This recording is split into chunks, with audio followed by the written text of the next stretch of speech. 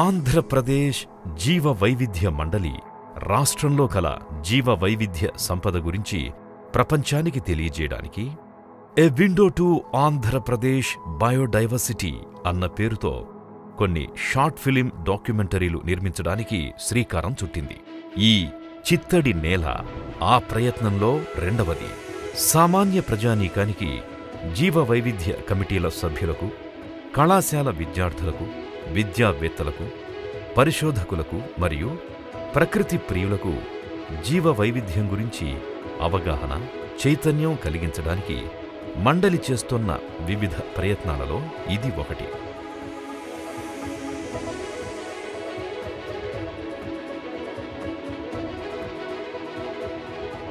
మొక్కలు, జంతువులు, నీళ్లు కలిసి ఉండే ఒక సహజ సిద్ధమైన అద్భుతం ఈ చిత్తడి నేల ఆవరణ వ్యవస్థ. చిత్తడి నేల అంటే ఏమిటి? నీటితో నేల కొన్ని నెలలు లేదా సంవత్సరమంతా కప్పబడి ఉండే ప్రాంతాన్ని చిత్తడి నేల అంటారు. ఓయాసిస్ల నుంచి, జీవనదుల కోస్తా నేలల నుంచి, స్థానిక చెరువుల వరకు ప్రపంచంలోని 40% వన్యప్రాణులు ఈ చిత్తడి నేలల మీదే ఆధారపడి ఉన్నాయి.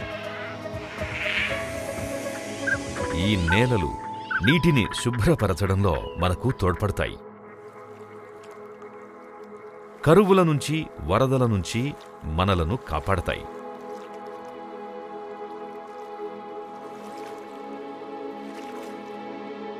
ఈ భూగోళం మీద ఉన్న అత్యంత విభిన్నమైన జీవ వైవిధ్య వ్యవస్థ ఈ చిత్తడి నేల ఆవరణ వ్యవస్థ.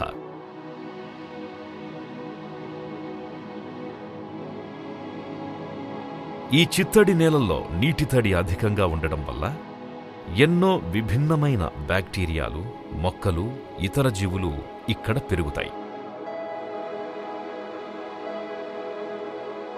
నీటి తడి అధికంగా ఉండే ఈ నేలలు శాశ్వతంగా గాని, కాలానుగుణంగా గాని అధిక జలాలను కలిగి ఉంటాయి. ఆ కారణంగా ఇక్కడ జీవించే సూక్ష్మజీవులు ఆక్సిజన్ని పీల్చుకొని కార్బన్ డయాక్సైడ్ని విడుదల చేస్తాయి.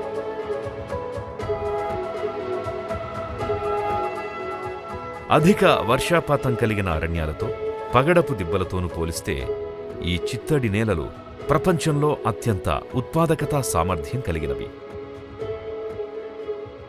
సూక్ష్మజీవులు, మొక్కలు, కీటకాలు, ఉభయచరాలు, సరీసృపాలు, పక్షులు, చేపలు, క్షీరదాలు అంటే పాలిచ్చే జంతువులు, ఇలా ఎన్నో విభిన్నమైన జీవరాశులు ఈ చిత్తడి నేల ఆవరణ వ్యవస్థలో భాగంగా ఉంటాయి.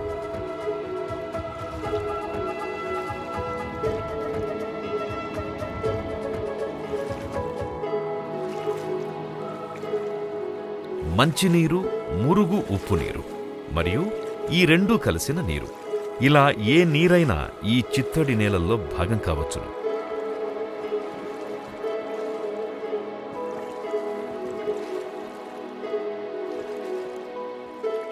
ప్రతి నీటికి విభిన్నమైన జీవ వైవిధ్య వ్యవస్థ ఉంటుంది. కాబట్టి ఈ వ్యవస్థను కాపాడడం చాలా అవసరం.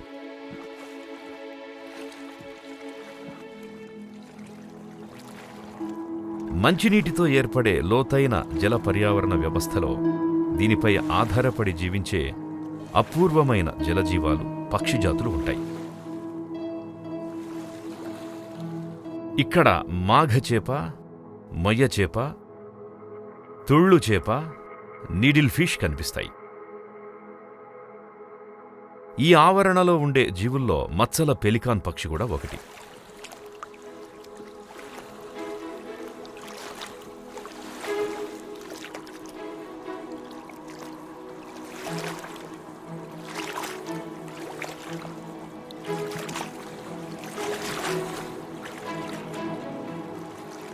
ఈ అద్భుతమైన పక్షులకు ఈ ఆవరణ వ్యవస్థ అనుకూలంగా ఉండడంతో ఇవి ఇక్కడే గూళ్లు కట్టి తమ సంతానాన్ని పెంచుతాయి.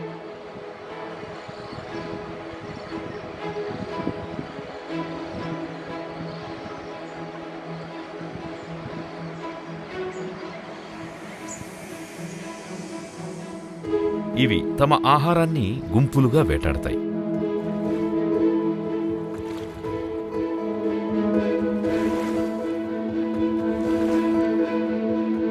చేపల సమూహాలను లోతులేని నీళ్లవైపు తరిమి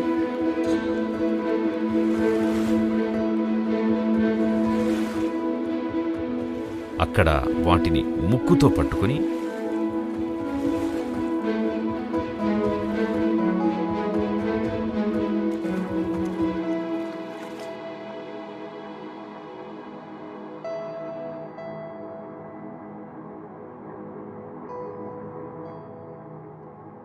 తమ సంతానానికి ఆహారంగా అందజేస్తాయి.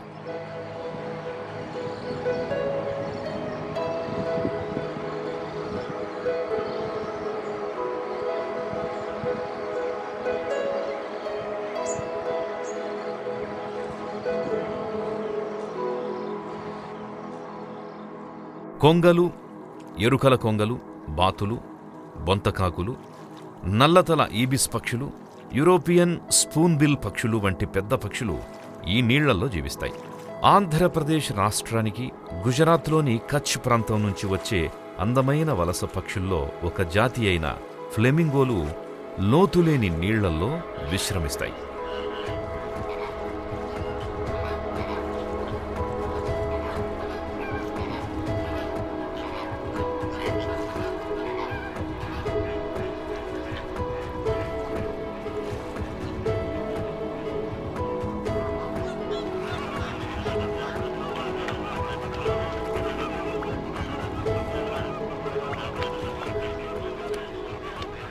సుదూర ప్రదేశాల నుంచి ఈ పక్షులు వేల సంఖ్యలో వలస వస్తాయి.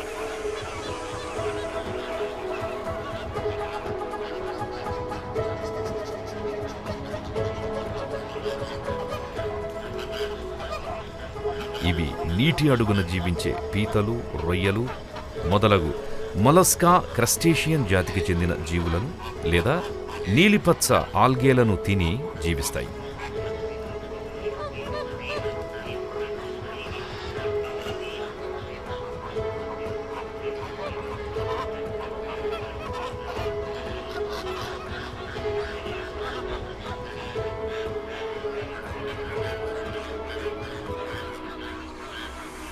నదీ జలాలు, సముద్ర జలాలు సమపాళ్లల్లో కలిసే బ్రాకిష్ జలాలు ఫ్లోవర్ మరియు శాండ్ పైపర్ జాతి నీటి పక్షుల్ని ఆకర్షిస్తాయి.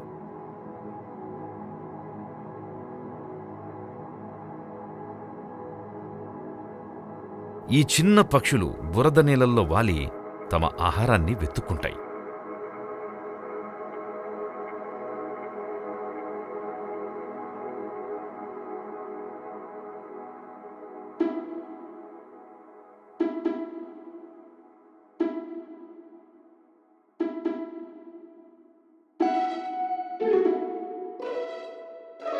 నల్లమెడ ఫ్లవర్ పక్షి నేలను తట్టి ఆహారాన్ని వెతికే విధానం ప్రత్యేకంగా ఉంటుంది.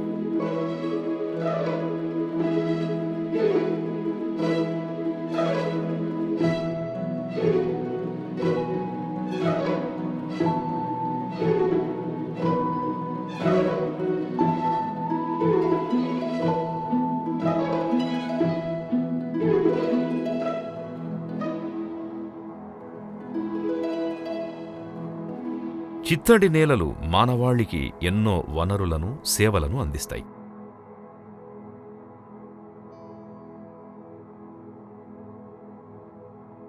ఇక్కడ నివసించే చాలామంది ప్రజలు చేపలు, రొయ్యలు పెంచడం ద్వారా, చేపలు పట్టడం ద్వారా తమ జీవనోపాధి పొందుతారు.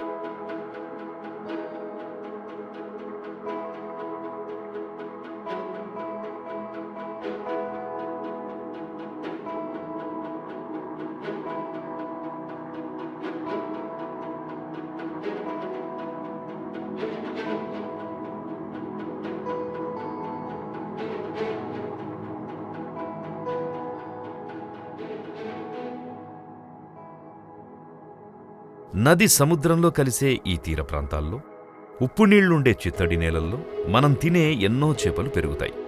పెద్ద ఎత్తున రొయ్యల పెంపకం ఈ ప్రాంతాల్లోనే జరుగుతుంది. రొయ్యలు, చేపల పెంపకంలో జాగ్రత్తలు వహించి రసాయన మందులు, క్రిమిసంహారక మందులు వాడకుండా సాగు చెయ్యాలి. లేకపోతే చిత్తడి నేలల ఆవరణ వ్యవస్థ కలుషితమైపోయి అపార నష్టం జరగొచ్చు.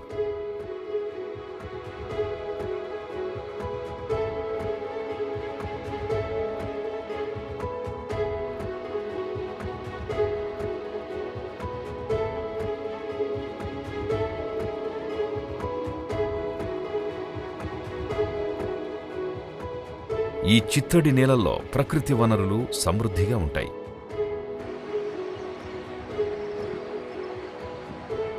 ఇవి ఆ ప్రాంతం యొక్క సామాజిక, ఆర్థిక, జీవావరణ సమతుల్యత కొనసాగించడంలో ముఖ్య పాత్ర పోషిస్తాయి. నేలకోత వల్ల, వాతావరణ మార్పు వల్ల కోస్తా ప్రాంతాలు ప్రభావితమైతే చిత్తడి నేల ఆవరణ వ్యవస్థ క్షీణిస్తుంది. ఫలితంగా మానవాళి కోలుకోలేని నష్టాలను ఎదుర్కోవలసి వస్తుంది. కాబట్టి ప్రకృతి వనరులను సాధ్యమైనంత తక్కువగా వినియోగించడం, వ్యర్థాలను శుద్ధి చేసి తిరిగి వినియోగించడం ద్వారా ఈ ఆవరణ వ్యవస్థను కాపాడుకోవడం మనందరి తక్షణ కర్తవ్యం.